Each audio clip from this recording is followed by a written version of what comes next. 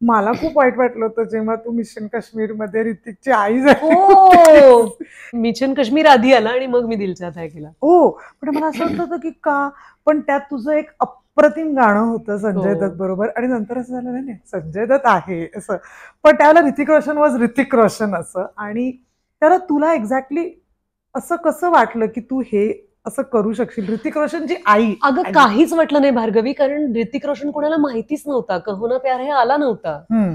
तेव्हा मिशन काश्मीरच्या ऑडिशनला मी जेव्हा ऋतिकला भेटले तेव्हा मला त्याच्याबद्दल काहीच म्हणजे टेन्शनच आलं नाही.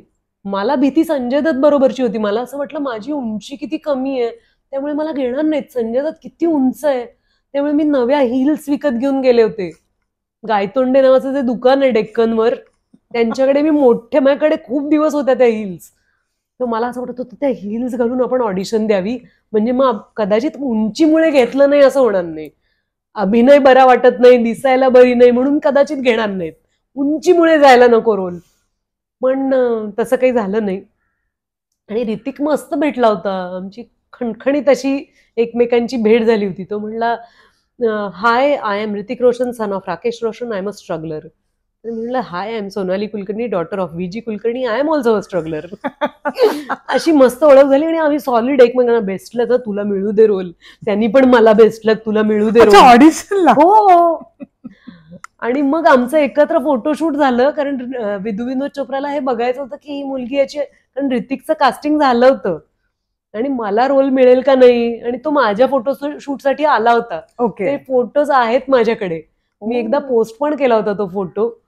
आणि मी माझ्याकडे असलेला असा एक थोडासा काश्मीरी वाटू शकेल असा एक कोट स्टाईल स्वेटर होता, महाबळेश्वरला घेतलेला, तो घेऊन गेले होते. आणि आम्ही एक सीन तिथे एनॅक्ट केला होता ऑडिशनसाठी, आणि काही वाटलंच नाही, मला खूप आनंद झाला. आणि मग ऋतिक मला म्हणला, मस्त यार तुला मिळाला रोल वगैरे.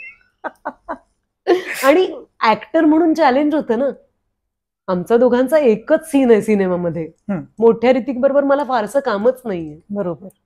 आणि तो सीन होतो आणि मग मी मरते, त्यामुळे मला तो ब्लास्टच होतो ना. मला खूप आवडला होता रोल तो. आणि खूप महत्वाच्या अभिनेत्रींनी नकार दिला होता आई असण्यासाठी.